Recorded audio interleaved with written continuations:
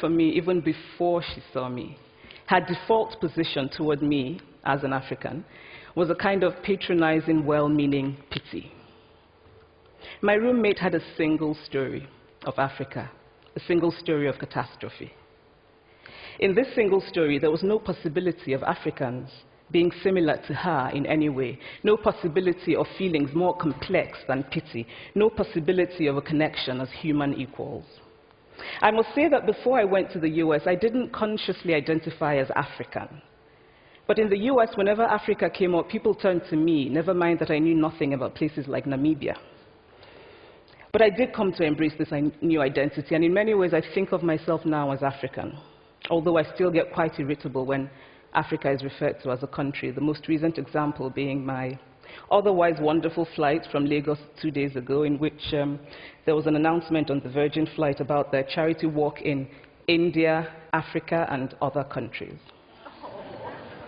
So after I had spent some years in the US as an African, I began to understand my roommate's response to me.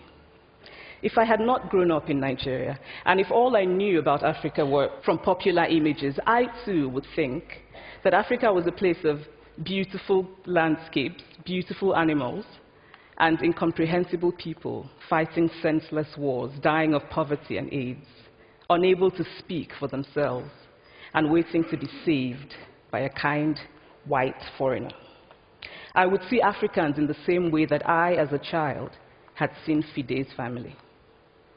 This single story of Africa ultimately comes, I think, from Western literature. Now, here's a quote from the writing of a London merchant called John Locke, who sailed to West Africa in 1561 and kept a fascinating account of his voyage.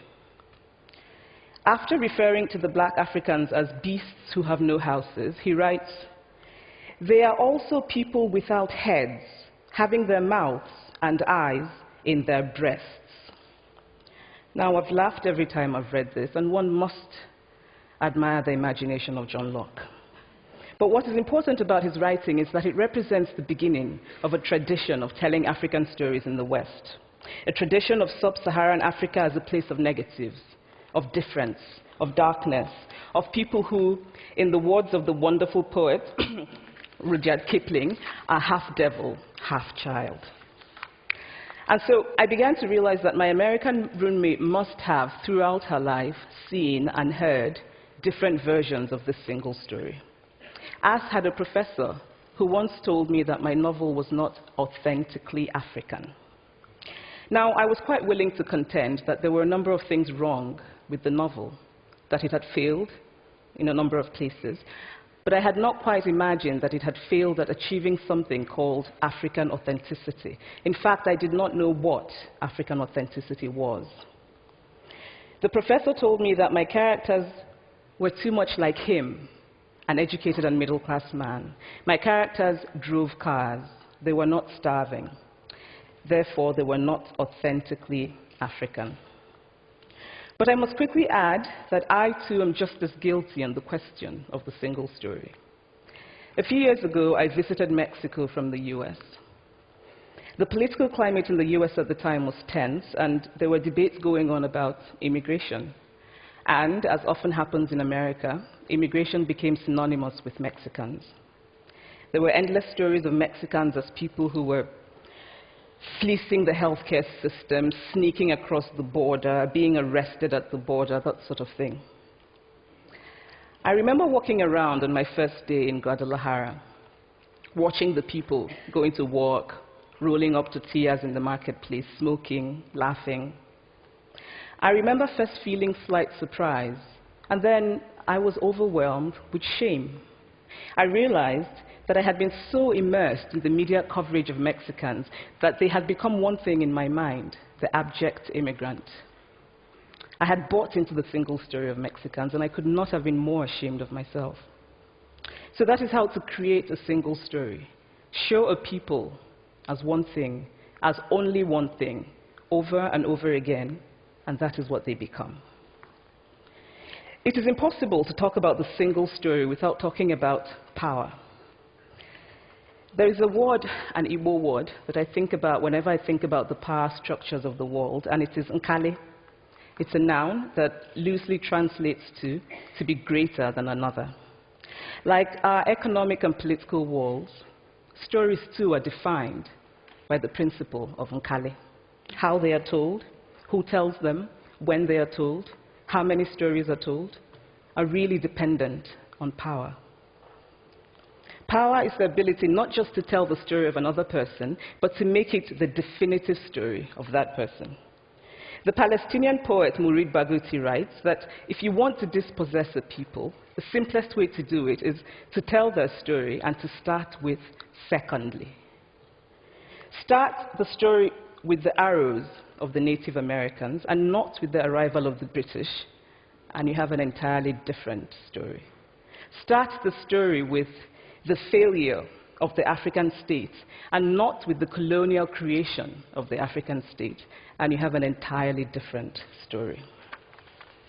I recently spoke at a university where a student told me that it was such a shame that Nigerian men were physical abusers like the father character in my novel. I told him that I had just read a novel called American Psycho, and that it was such a shame that young Americans were serial murderers. Now,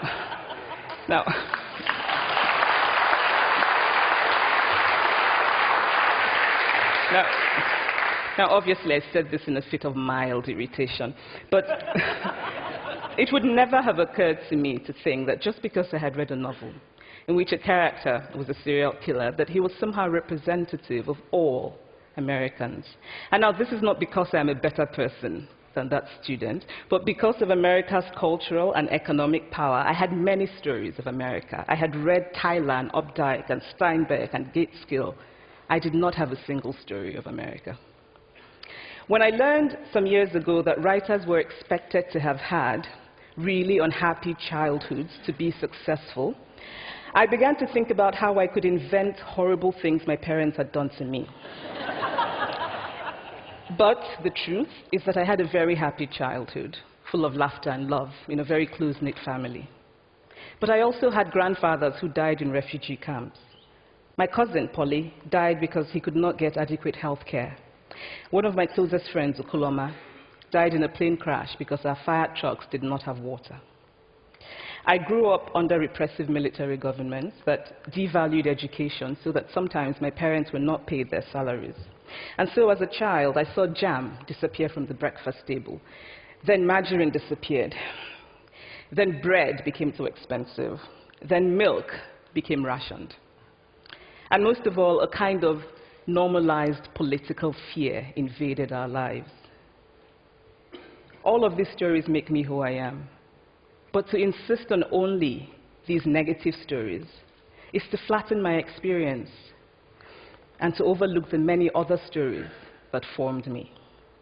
The single story creates stereotypes, and the problem with stereotypes is not that they are untrue, but that they are incomplete. They make one story become the only story. Of course, Africa is a continent full of catastrophes, the immense ones, such as the horrific rapes in Congo, and depressing ones, such as the fact that 5,000 people apply for one job vacancy in Nigeria.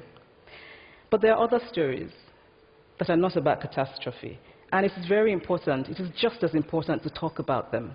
I've always felt that it is impossible to engage properly with a place or a person without engaging with all of the stories of that place and that person. The consequence of the single story is this: it robs people of dignity. It makes our recognition of our equal humanity difficult. It emphasizes how we are different rather than how we are similar. So what if before my Mexican trip, I had followed the immigration debate from both sides, the US and the Mexican? What if my mother had told us that Fide's family was poor and hardworking? What if we had an African television network that broadcast diverse African stories all over the world, what the Nigerian writer Chinua Achebe calls a balance of stories? What if my roommate knew about my Nigerian publisher, Mukhtar Bakare, a remarkable man who left his job in a bank to follow his dream and start a publishing house? Now, the conventional wisdom was that Nigerians don't read literature. He disagreed. He felt that people who could read would read if you made literature affordable and available to them. Shortly after he published my first novel, I went to a TV station in Lagos to do an interview. And a woman who worked there as a messenger came up to me and said, "I really liked your novel. I didn't like the ending. Now you must write a sequel, and this is what will happen." And she went on to tell me what to write in the sequel. Now, I was not only charmed, I was very moved. Here was a woman, part of the ordinary masses of Nigerians who were not supposed to be readers. She had not only read the book, but she had taken ownership of it and felt justified in telling me what to write in the sequel.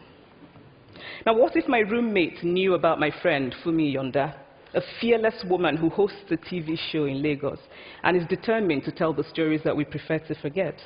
What if my roommate knew about the heart procedure that was performed in the Lagos hospital last week? What if my roommate knew about contemporary Nigerian music, talented people singing in English and Pidgin and Igbo and Yoruba and Ijo, mixing influences from Jay-Z to Fela to Bob Marley to their grandfathers?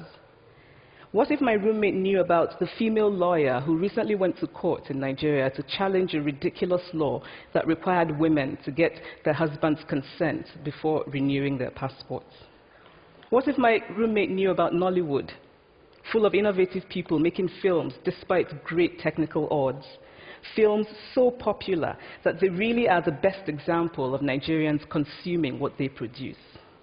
What if my roommate knew about my wonderfully ambitious hair braider who has just started her own business selling hair extensions? Or about the millions of other Nigerians who start businesses and sometimes fail, but continue to nurse ambition? Every time I am home, I am confronted with the usual sources of irritation for most Nigerians: our failed infrastructure, our failed government, but also by the incredible resilience of people who thrive despite the government rather than because of it.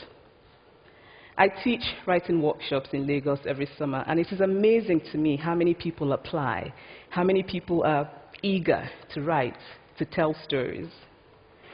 My Nigerian publisher and I have just started a non-profit called Farafina Trust, and we have big dreams of building libraries and refurbishing libraries that already exist and providing books for state schools that don't have anything in their libraries, and also of organizing lots and lots of workshops on reading and writing for all the people who are eager to tell our many stories.